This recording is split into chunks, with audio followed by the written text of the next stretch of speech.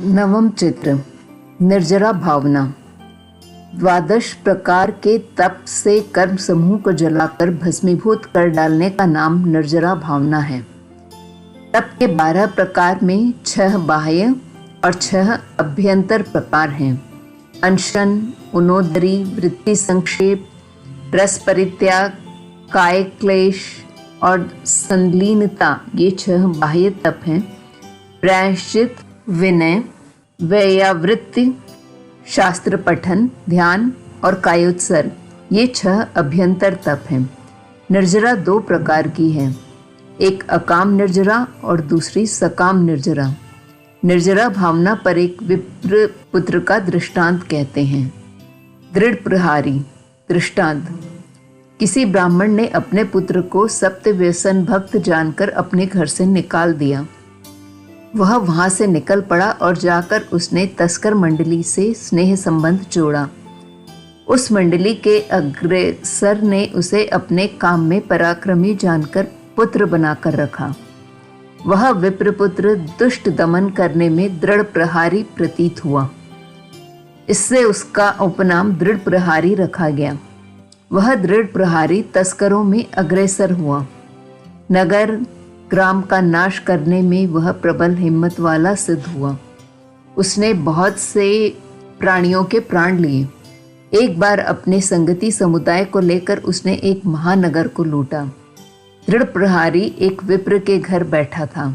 उस विप्र के यहाँ बहुत प्रेम भाव से क्षीर भोजन बना था। उस क्षीर भोजन के भाजन को उस विप्र के मनोरथी बाल बच्चे घेरे बैठे थे। दृढ़ प्रहारी उस भाजन को छूने लगा। तब ब्राह्मणी ने कहा, हे मूर्खराज, इसे क्यों छूता है? यह फिर हमारे काम नहीं आएगा। इतना भी तू नहीं समझता? दृढ़ प्रहारी को उन वचनों से प्रचंड क्रोध आ गया और उसने उस दीन स्त्री को मौत के घाट उतार दिया। नहाता नहाता ब्राह्मण सहायता के लिए दौड़ आया। उसे भी उसने परभव को पहुंचा दिया। इतने में घर से गाय दौड़ती हुई आई और वह सींगों से दृढ़ प्रहारी को मारने लगी। उस महादुष्ट ने उसे भी काल के हवाले कर दिया। उस गाय के पेट में से एक बछड़ा निकल पड़ा। उसे तड़फड़ाता देखकर दृढ़ प्रहारी के मन में बहुत बहुत पश्चाताप हुआ। मुझे धिक्कार है कि मैंने महाघोर हिंसाएं कर डाली। मेरा इस महापाप से कब छुटकारा होगा? सचमुच आत्मकल्याण साधने में ही श्रेय है। ऐसी उत्तम भावना से उसने पंचमुष्टि केशलुंचन किया। नगर के द्वार पर आकर वह उग्र कायोत्सर्ग में स्थित रहा। वह पहले सारे नगर के लिए संताप रूप हुआ था, इसलिए लोग उसे बहुविध संताप देने लगे। आते जाते हुए लोगों के धूल ढेलों, ईंट पत्थरों और तलवार की मूठों से वह अति संताप को प्राप्त हुआ। वहाँ लोगों ने 1.5 महीने तक उसे तिरस्कृत किया, फिर थके और उसे छोड़ दिया।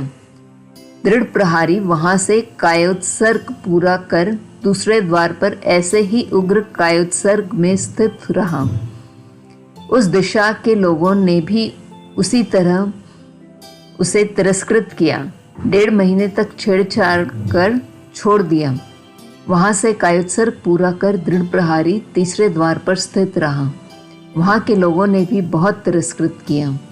1.5 महीने बाद छोड़ देने से वह वहां से चौथे द्वार पर 1.5 मास तक रहा। वहां अनेक प्रकार के परिचय सहन करके वह क्षमाधर रहा। 6ठे मास में अनंत कर्म समुदाय को जलाकर उत्तरोत्तर शुद्ध होकर वह कर्म रहित हुआ। सर्व प्रकार के ममत्व का उसने त्याग किया। अनुपम केवल ज्ञान पाकर वह मुक्ति के अनंत सुखानंद से युक्त हो गया। यह निर्जरा भावना दृढ़ हुई। दशम चित्र लोक स्वरूप भावना। इस भावना का स्वरूप यहाँ संक्षेप में कहना है। जैसे पुरुष 2 हाथ कमर पर रखकर पैरों को चौड़ा करके खड़ा रहे, वैसा ही लोकनाल किंवा लोक स्वरूप जानना चाहिए। वह लोक स्वरूप तिरछे थाल के आकार का है अथवा खड़े मर्दल के समान है। नीचे भवनपति, व्यंतर और 7 नरक हैं।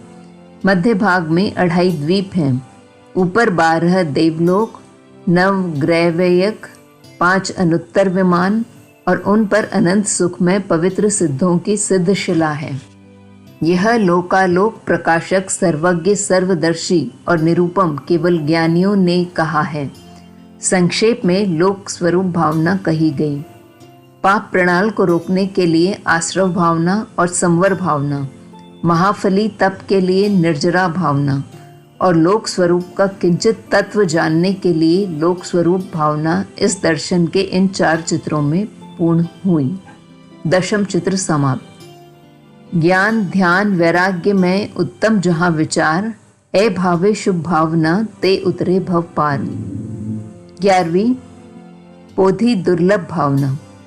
संसार में भ्रमण करते हुए आत्मा को सम्यक ज्ञान की प्रसादी प्राप्त होना दुर्लभ है, अथवा सम्यक ज्ञान प्राप्त हुआ तो चारित्र सर्वविरति परिणाम रूप धर्म प्राप्त होना दुर्लभ है।